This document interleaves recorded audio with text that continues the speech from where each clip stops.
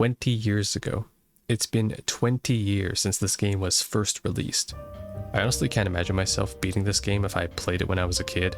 A zombie roguelike is fundamentally what this title is, as you can save Frank's status when you die at any point and redo everything stronger, better, and faster. But what I found to be interesting is that the experience felt more like a normal RPG where you can complete all the cases and achieve the true ending in your first run, with a little perseverance.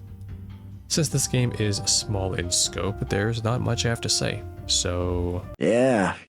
2 in 1 this time, mainly because despite there being many cases and overtime mode, the pacing is very quick and the clock passes faster than real life.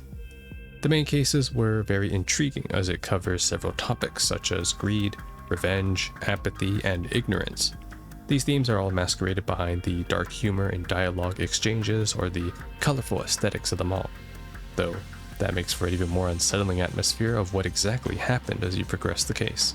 I also found the story's ending to be up for interpretation as well, despite the ending explanation.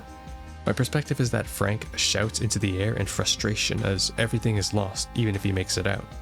Frank knows that he will eventually turn into a zombie after Isabel's cure runs out, and if Carlito's orphan plan was true, then America is already doomed. Additionally, every other living survivor in the mall was most likely silenced by the special forces, except Otis. I'm just gonna ignore you. It's a pretty depressing ending, and even with the text stating that Frank and Isabel arrived and exposed the government, they couldn't change anything, and the public forgot.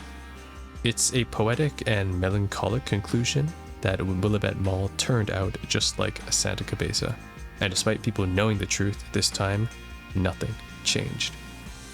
The characters in this game are simple, but effective in their presentation.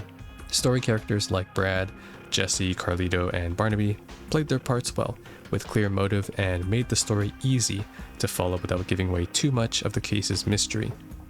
Isabella was not a surprising reveal as the main component around this mystery, but I do find it funny that Carlito still decided to follow through with his plan on releasing zombies in a mall where his sister could have been a casualty. Yeah, not the wisest guy out here. Everything else aside though, Frank is a very charismatic and enjoyable protagonist. He's upfront, inquisitive, and as Brad puts it, a hot-headed, underhanded, hotshot paparazzi with nothing better to do than to invade people's privacy. I enjoyed how his first response to most occurrences in the game is to take a picture of it instead of reacting. It may be disturbing, but reporting and witnessing is his job. Just, there's no diplomatic immunity from zombies or psychopaths. And here we are already, near the end.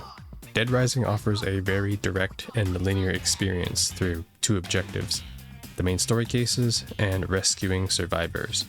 The mall is your playground, and it does a good job at feeling big and intimidating until you become a master of all the shortcuts. The main case is straightforward. Go into every case with the expectation of fighting an NPC, or a psychopath. I mean, really, what's the difference? The combat and animations are stiff, but so are the enemies. I found myself easily exploiting patterns by spacing properly or bringing the right weapons to the fight. It's really rewarding when winning a fight, but intense since time doesn't stop. So it's always a good idea to push the attack, as stalling can lead to a worse outcome if you take too long to win. Survivors are everything that make up the most entertaining and frustrating moments in your run. The AI pathing is worse than Elder Scrolls, and it's very easy for NPCs to get stun locked by zombie hordes.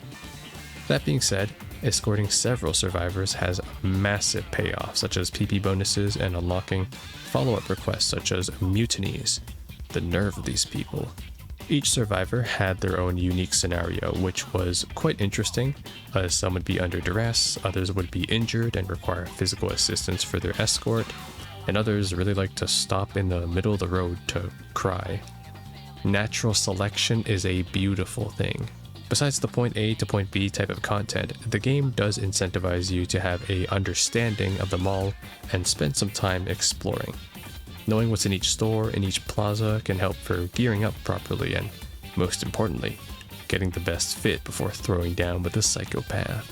But that's gonna be it, and a wrap for this scoop. So what do you think about this one, Fred? It's Frank. Frank West. Oh, shit.